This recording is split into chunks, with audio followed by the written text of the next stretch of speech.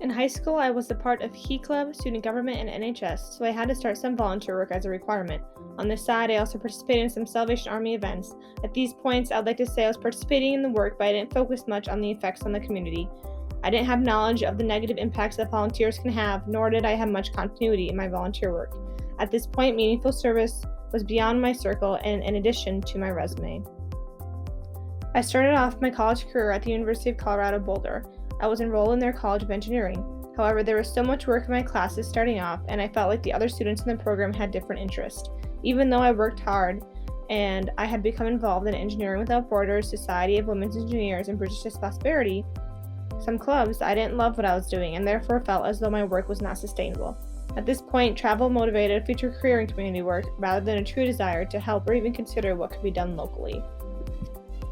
When I transferred to the University of Minnesota, I was in a tough spot. I felt disconnected and like I had made a mistake. I transferred because I felt a longing to work in a more social field like healthcare, and I felt like being far away was risking my relationship with my family. However, thankfully, meeting one specific person introduced me to mHealth. I started volunteering at Fairview in the pre- and postpartum departments, giving M Technique, which is like a hand massage, and this challenged the meaning of community service. My experience was so fulfilling, and I made more connections and learned more from the mothers and families that I was with than I did in my own dorms or classes. Many times our conversations were diverse, ranging from future goals and rambles about past mistakes to complete silence. However, no matter what, the majority who received M Technique were very grateful, and I realized the impact I could have and the way I could be impacted, and also a simple act that sometimes was a highlight of someone's hospital stay. For some reason, I had trouble meeting people and finding a way to be part of the local Minneapolis area, but being able to interact with the diverse local community was a start in bridging the gap between community, service, and culture. Of course, at the time, I didn't know what I should do with my skills, and if I would be involved with M Technique up into the 100-hour limit. I was interested in CESP because I thought it would be a good recognition. I didn't expect how much I would grow until I actually fulfilled it. I was complexed by the health inequities and the population in the hospital that was parallel to the campus population and how they were so different. Patients seemed surprised I was a student, and students seemed surprised that I gave M Technique to patients. I was still figuring out what I wanted to focus on during my college career. I had joined a sorority and became involved with their philanthropy, but I still felt like I was walking sideways. I was worn out from trying to get involved in multiple clubs, and I felt disappointed.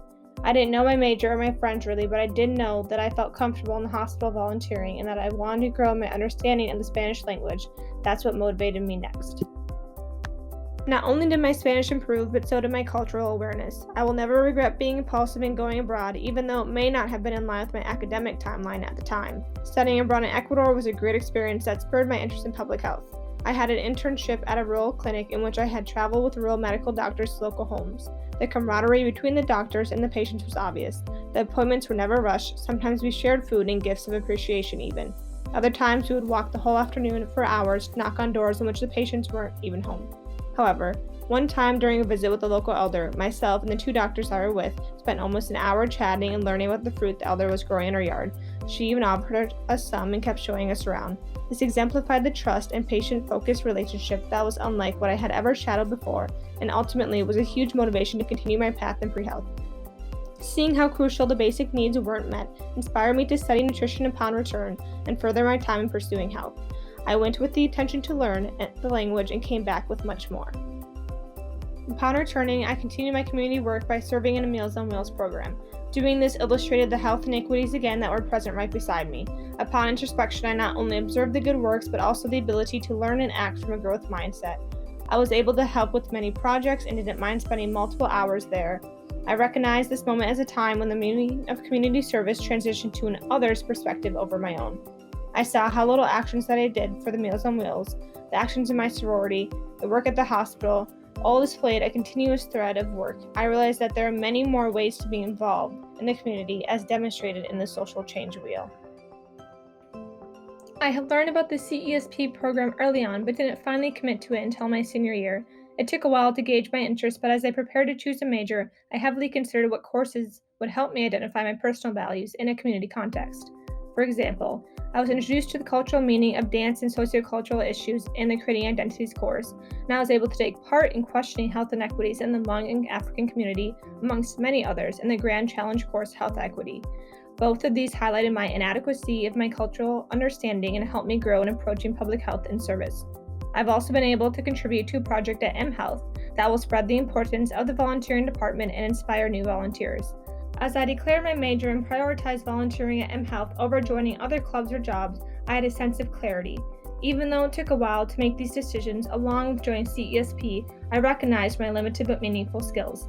I understood how I could grow and critique myself. I also knew that I'm not meant to only have one major, and that's why I decided to customize a Bachelor of Individualized Studies to showcase what I have pursued.